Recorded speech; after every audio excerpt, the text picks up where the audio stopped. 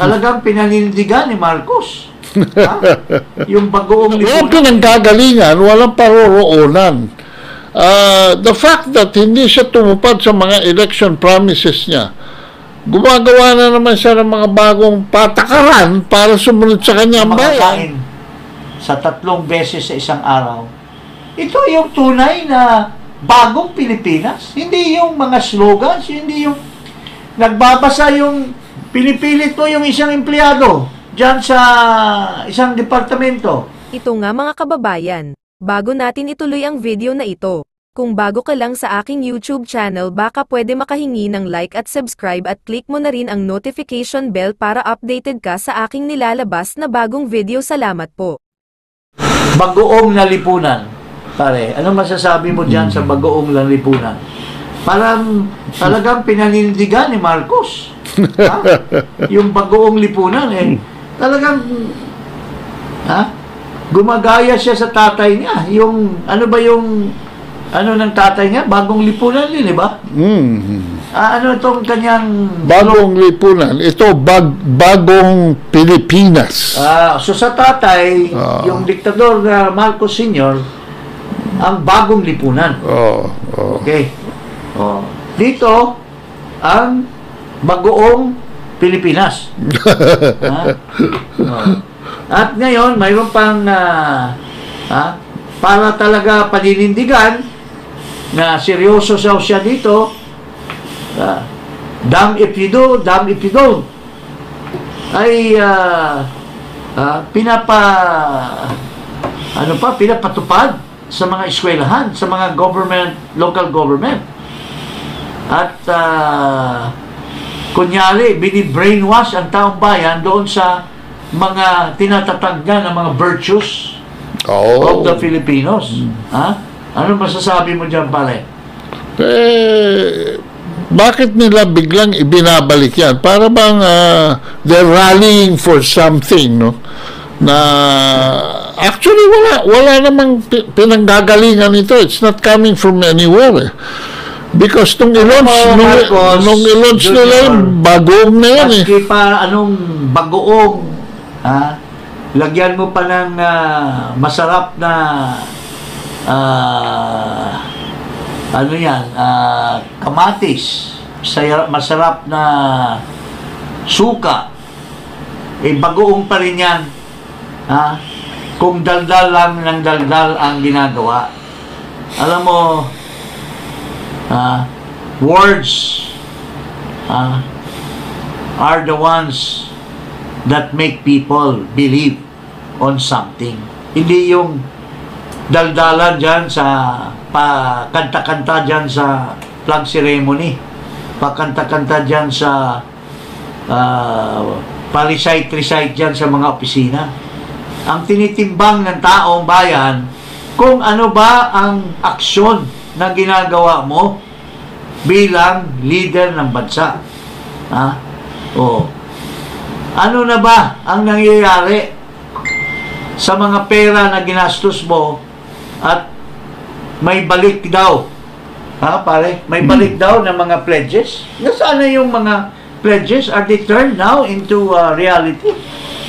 Ano masasabi mo, paring Ado? Well, tungkol dito, ano ba in the first place ang objective niyang movement na yan? No?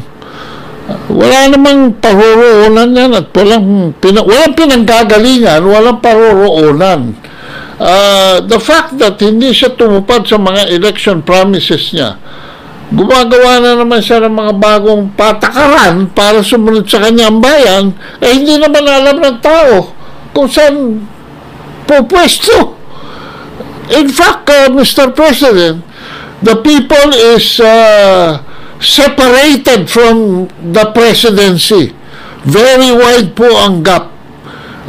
At hinihintay ng taong bayan na ang atensyon nyo ay dalhin nyo sa taong bayan, sa kapakanan ng taong bayan, sa national interest ng taong bayan, sa kabuhayan, sa pang-araw-araw na pangangailangan ng taong bayan, pagkain, pasahe, kuryente. Yan ho ang bagong Pilipinas. Hindi ho ang bagong Pilipinas doon sa gera na dinadala nyo kami sa West Philippine Sea. Kaya hindi maintindihan ko ano yung bagoong Pilipinas na Ang yan. bagoong Pilipinas, Ano ba yan? Marcos, ay yung bagoong talaga na mabaho. Yun ang tunay na pangyayari. People cannot relate. Yung sinusulat nyo, yung pinapabasa nyo, na bagoong Pilipino, o bagoong Pilipinas na yan, that's just a mere slogan. As long as the people who are reciting them, who are singing them, will never experience ease in their stomach. Yung konting happiness na makakain man lang ng masarap maski isang beses sa isang makabili man lang ng bigas na magkasya sa buong pamilya nila, na makakain sa 3 beses sa isang araw. Ito yung tunay na bagong Pilipinas. Hindi yung mga slogans, hindi yung nagbabasa yung pinipilit mo yung isang empleyado dyan sa isang departamento, sa flag ceremony ng umaga, papabasahin mo. Mayroong mag-pledge of bagoong Pilipino. Pag punta niya doon sa tanghali, wala siyang pambili ng pagkain. Ano masarap doon sa ni-recite niyang bagoong Pilipinas?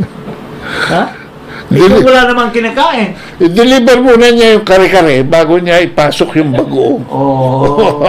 Bago mo ipasok yung bagoong, Wala pa kare-kare. mayroon ka munang kare-kare or yung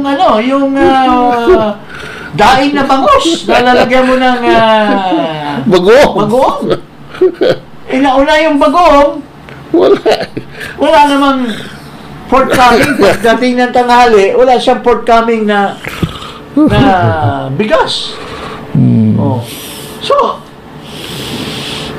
paano masyahan yung nagbabasa at nagre-recite at nagkakanta doon sa bagoong Pilipinas mo? Mr. Marcos? So, Tapos, tuloy-tuloy pang kikitil ng human rights, no? Katulad nung nangyari sa KOJC sa Davao. tapos, prevent yung mga tao from demonstrating. Listening to Yung freedom of speech ng mga rallies ni President Duterte. Tsaka pagka ikaw na katulad ni Kibuloy, na pagbenta ka na, diskarte ka, guilty ka na, lulusubin ka na ng gano'n. Hindi ba yun nangyari dito sa isang congressman? Ito, tulad nitong si Arnie Tevez. Ito, pakinggan natin dahil ang sinasabi ni Topacio, mayroon kasi dyan sa Department of Justice na isang assistant secretary, with due respect. Hindi ko po alam dahil sa huling pag-alala ko sa aking kaibigan na si Secretary Boying Rimulya, matino yung Department of Justice. At yung mga pinopronounce niya ay galing sa kanyang sariling pag-iisip at sariling pag-aaral. With the assistance of excellent officials, mga underlings niya. Pero it seems ngayon, nababahala ang taong bayan dahil nung una, na-discuss na natin, itong assistant secretary, a certain spokesman, hindi ko malaman kung talaga bang yung mga pronouncements nito ay galing ba sa wisdom ng ating butihing Secretary of the Department of Justice? O gawa-gawa lang nito para pumuporma lang? Sabi nung iba, bakit may tipo daw, bakit hindi na lang mag-artista at bakit pa magiging spokesman yung kanyang mga dinadaldal ay parang hindi galing kay Secretary. Tulad nung sinasabi nila ni Pangulong Marcos na, I have said for so many times that the government will not cooperate with the ICC, will not give them any assistance. Ha? Pero anong sinasabi nitong Clavano? Sir, we are briefing you because you might change your mind. Sinasabi, di ba? We are studying. Ano po nakaaralan nyo? Binigyan na kayo ng order. Mayroon ng instruction na 100 times, hindi siya magbabago. Ngayon, Biglang nagkaroon ng if. lulukuhin mo si Marcos? Anong tingin mo, tanga? Ha? He may be. But he's not that dumb as you are. Siguro. He may be dumb, but he is not as dumb as you are, Mr. Clavano. Baka binigyan ng order, pero hindi dapat yan ang statement mo sa public. Oh.